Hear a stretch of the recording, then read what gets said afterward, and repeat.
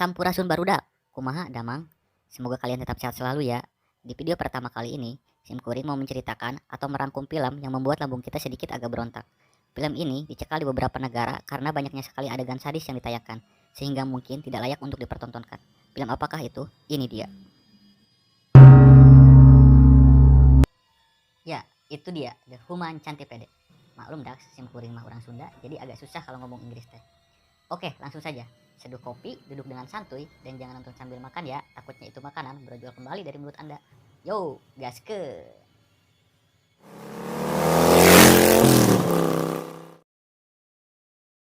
Film ini dimulai dengan seorang laki-laki yang sedang menepi di pinggir jalan. Dan ternyata dia adalah seorang dokter yang bernama Dokter Hitler.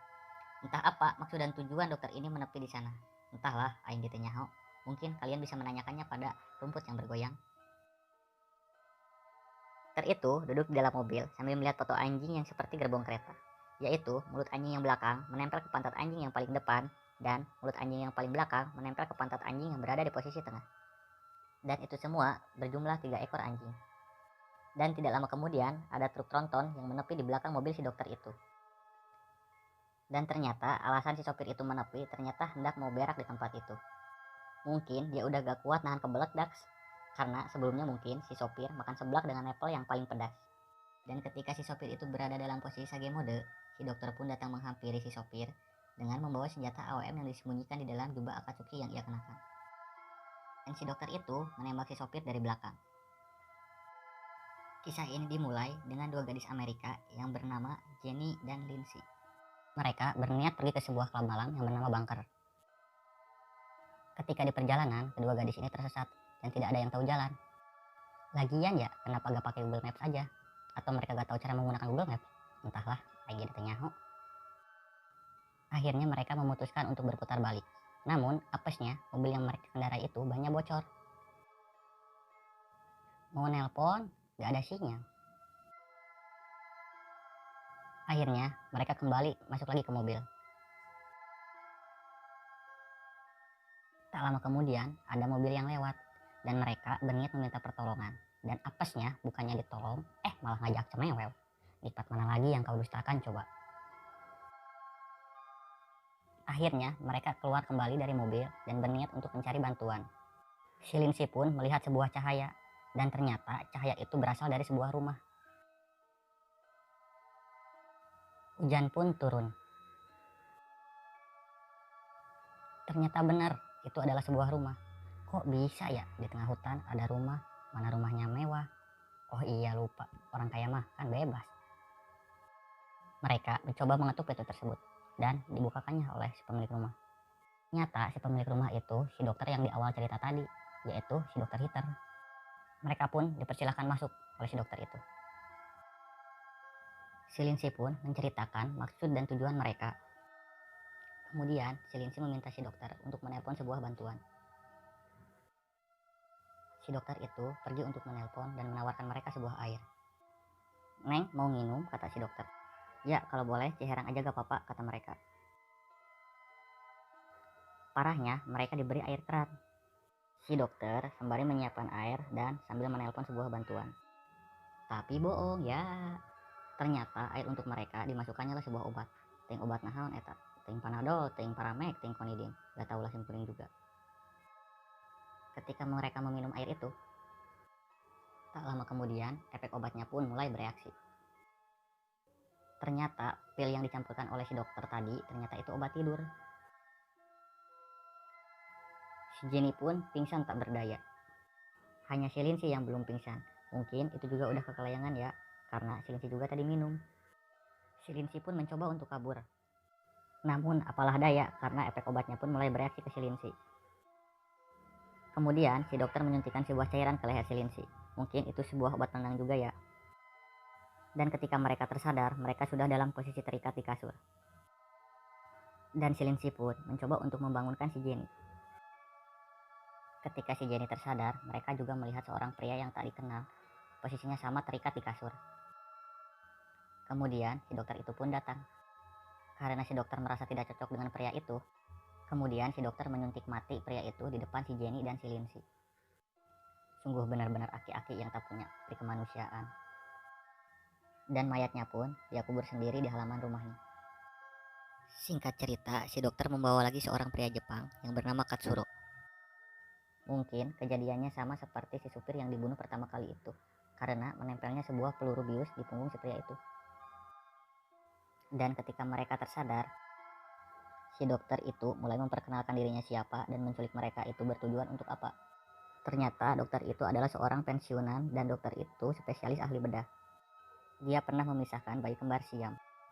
Dia juga pernah memodifikasi ketiga anjingnya menjadi satu. Anjir, modifikasi. Kira motor apa ya? Beginilah penjelasan si dokter. Baca sendiri ya. With cutting the ligamentum patellae, the ligaments of the kneecaps. So, knee extension is no longer possible. Pulling from B and C, the central incisors, lateral incisors, and canines. From the upper and lower jaws. The lips from B and C, and the anus of A and B are cut circular along the border between skin and mucosa. The mucous cutaneous zone. 2 pedicellated grafts are prepared and lifted from the underlying tissue.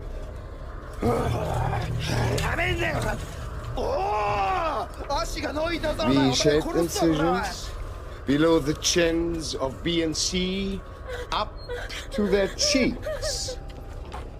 Connecting the circular mucosa and skin parts of anus and mouth. From A to B and B to C. Connecting the pedicellated grafts to the chin cheek incisions. From A to B and B to そんなん許されると思っちゃうかよお前 creating a Siamese triplet connected via the gastric system. Ingestion by A, passing through B to the excretion of C.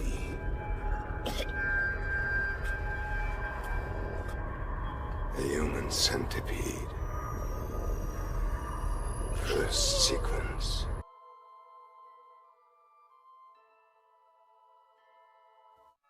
Gimana Dax? Gila ya keinginan si dokter ini. Ngeri anjir. Dan ketika si dokter akan memulai sebuah operasi, dengan kesempatan mencari kelengahan si dokter, si Lindsay pun akhirnya berhasil meloloskan diri. Akhirnya si Lindsay berusaha untuk kabur. Namun usaha untuk kaburnya itu pun berakhir maneh-maneh. Sia-sia.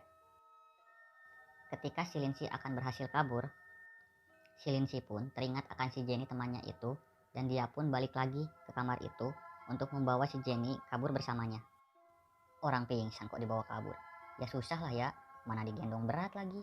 Ya udah digusur aja jadinya. Kalau aing mah ya di posisi dia, mendingan kabur aja sendiri, kemudian mencari bantuan. Namun namanya juga film, mungkin sengaja biar kita makin greget, atau mungkin si Lindsay teringat omongannya si Obito yang katanya orang yang meninggalkan temannya lebih buruk dari sampah. Entahlah. Dan ketika mereka berhasil keluar dari rumah itu, si dokter pun langsung menembaknya dengan peluru bius, dan akhirnya usaha untuk kabur pun gagal. Operasi pun mulai dijalankan.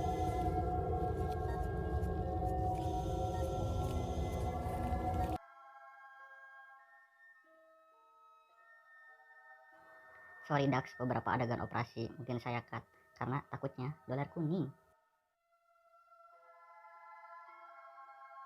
Dan hasilnya ini dia. Tara! Manusia lipan buatan si dokter udah jadi. Si dokter menangis terharu atas mahakarya yang telah dia buat. Sungguh memang benar-benar dokter yang biadab. Oh iya Dax, karena si Lindsay mencoba untuk kabur, si dokter memilih si Lindsay untuk berada di posisi tengah. Karena di posisi tengah rasa sakitnya sungguh luar biasa. Karena depan kena, belakang juga kena. Mereka diperlakukan seperti hewan peliharaannya si dokter, yaitu dengan dikurung di kandang layaknya seekor guguk. Bener-bener deh nih si dokter, yang jadi kesel sendiri anjir melihatnya. Beginilah jadinya kalau tramadol dikasih nyawa.